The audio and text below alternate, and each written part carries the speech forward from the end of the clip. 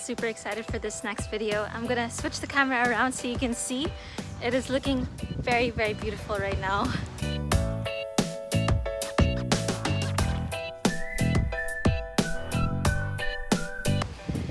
Good afternoon and welcome to Tala Talks, where I share my everyday thoughts and everyday experiences. I really hope the audio is going to be cooperative right now. It's a bit windy. But in today's video, I'm going to share with you a couple of questions that I've always been asked by people I get to meet during my travels.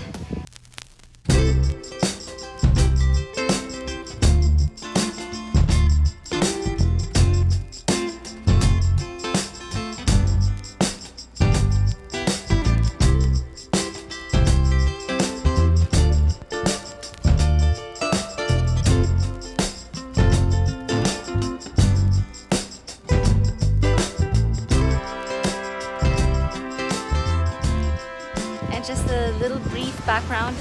I've been a full-time traveler for the past 6 years now. I didn't mean to do it. It's just kind of what's happening currently in my life and how I'm able to travel. I'm gonna try to summarize it as quickly as I can, but basically in my 20s I've been in the corporate world. I was doing the corporate hustle and I got burnt out, and luckily I was able to have some savings. And with that savings, I reinvest that very small amount. And right now I am getting a very small quarterly income. And because of that income, I'm able to pay for food and very budgeted accommodations. So you'll see in all my videos, everything is really, really budgeted down to every last peso. So I've divided all these questions. In total, there are 12 questions. And I've divided them into 3 videos, so each video that you'll see will have 4 questions. This is sort of like a trilogy, so just to make sure that I'm able to answer every question more thoroughly.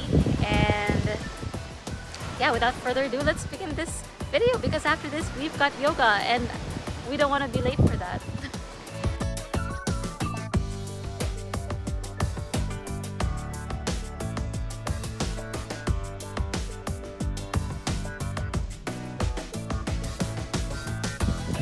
There will be a storm coming up soon, so again, I really hope this audio is okay. First question is, have I found any opportunities or challenges related to my profession? My previous profession, we were doing the uniforms for big corporations.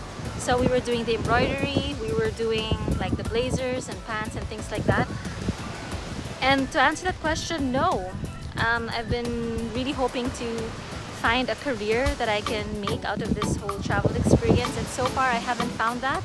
A lot of my friends are in the food and beverage business, and I am not at all the type to be in the food and beverage business, especially after coming from fashion.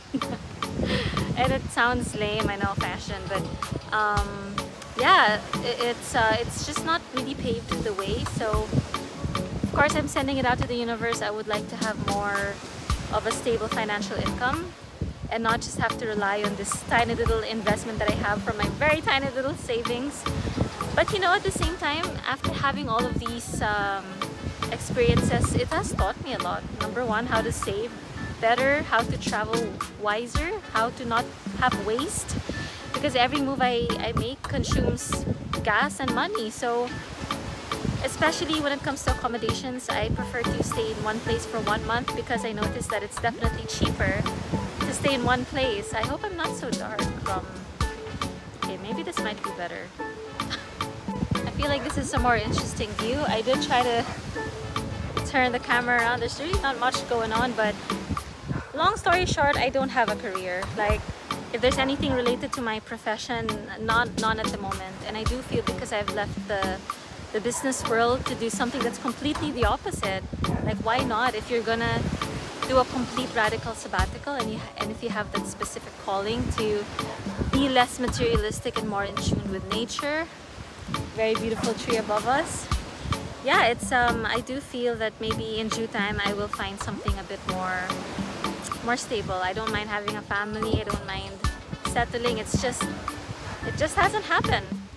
I'm not married, no kids, and I'm getting old. I don't even know if these ovaries are still good enough to produce another human being. So right now I've just completely surrendered to whatever comes my way with an open-minded heart.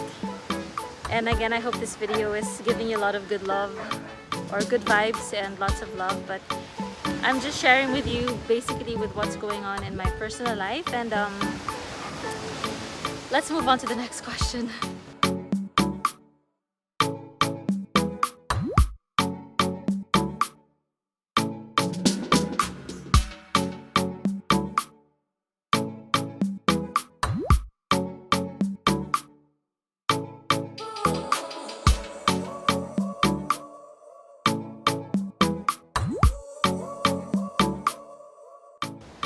The sun is going to be rising. Oh, sorry, what am I saying? The sun is going to be setting this direction actually, so that's probably why my face is not very well lit.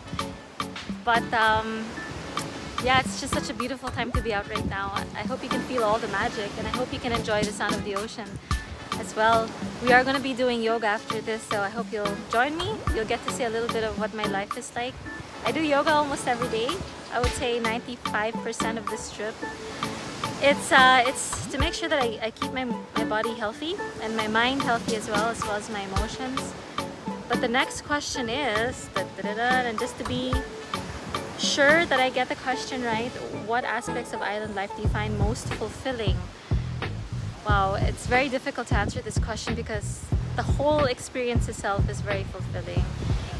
And the kind of rewards that I feel, for me, I would say this is more experiential rather than something to be described, because you need to experience it, not just hear it or see it. It's something that you have to put yourself in so that you would understand. But just to give you a contrast or a history, I was a city girl. I was born in the city, raised in the city, and now that I'm living this island life, I feel a lot calmer.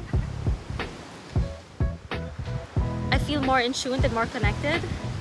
I definitely don't stress about silly things or small things or even the big things.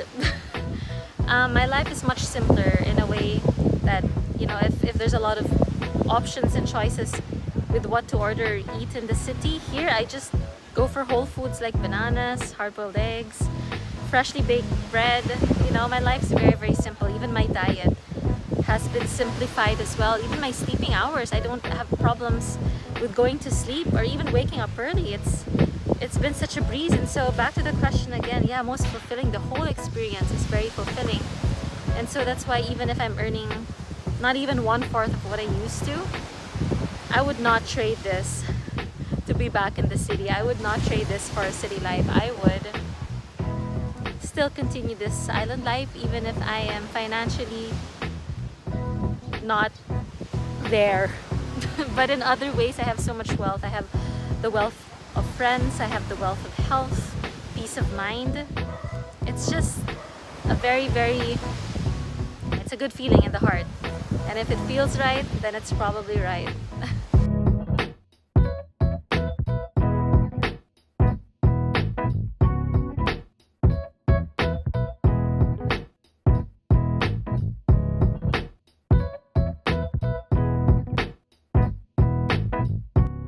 I love this next question because it's very, very relevant. How has living in a smaller community impacted my life? And it's interesting because I just had this conversation the other day with my friend, my best friend, and the topic was, you know, there are so many pros and cons to living in such a small community. The island may be big, but you will know pretty much everyone if you stay in one place for a long time, especially if it's an island. And so there are pros and cons. The pros is obviously, you know, people, you have that network should you reach out. And if you need anything, you can point another person to this other person, and it's definitely a web. It's a web of people, of networking. And the cons would be, you know, you want to make sure you keep that peace. You want to make sure that you get along with your neighbors. Because the moment there might be some conflict or challenges, that may not be the best thing, especially since people love to talk. Usually in small communities, everyone knows everything about each other. And so luckily your girl has itchy feet, and so I don't usually stay in one place for too long. The longest I've stayed in one place was maybe almost 6 months, or was it 5 months? I'm trying to remember now, but I do feel that there's so much to explore in this world, and so I always, why stay in one place when you can discover new things about a new place and discover new things about yourself as well. So it has personally happened with me that, I met this lovely lady and we became friends, and then a year after she, long story short, there was drama and I didn't like drama. And so I think she had a difficult time understanding why I unfollowed her or I blocked her. It's it's drama that I don't have anything to do with, but she tries to involve me and my circle, which I'm very protective of my circle as well. So those are the first-hand pros and cons, I would say. And yeah.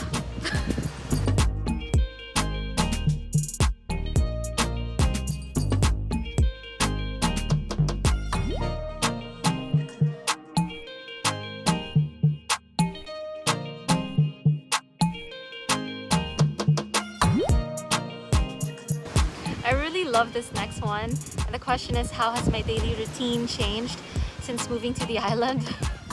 I will say 360 degrees, baby. Whatever I was in my previous life, which was in the city, has completely changed. I sleep a lot better. I exercise. I get physical movement every day. My mind is more at peace. I sleep much. Did I already say that? I sleep a lot earlier and much better. Because it's not enough to just sleep. You want that quality of rest as well. You want to wake up feeling so light as a feather and so re-energized. And I find that doing that in the city really doesn't give me that same comfort. And I think a lot has to do definitely with Mama Nature.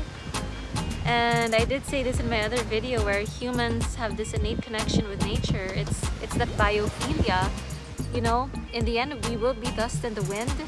We will go back to nature, and we are born from nature as well. So the closer you are to the sea, the more fresh air you get, the healthier food you eat, the more movement you do. It just puts your body into this perfect circadian rhythm where it just does what it needs to do on its own without you having to think about it. And so I think that's really important, especially if you want to live a good quality life. I always say at the end of the day, all of this is really the quality of life. What kind of life do you want to live? How happy or fulfilled do you want to feel? And how much love do you want to give to yourself and to others? Because you can only give so much to others if you have that love inside yourself. So you want to give that love to yourself first. And with that said, I'm going to flip the camera. Let's walk to our yoga studio, and it's time for yoga. And I hope this video was, just insightful, I suppose. And if you are able to relate, or if you're going through something, I'd love to hear from you. You can follow my Instagram, you can send me a message, comment here as well. And if you can't relate, or you're thinking about doing this kind of lifestyle, let me know as well. I'd be very, very interested to see how far you can go. But ciao for now, and sending everybody lots of love, and I appreciate you all.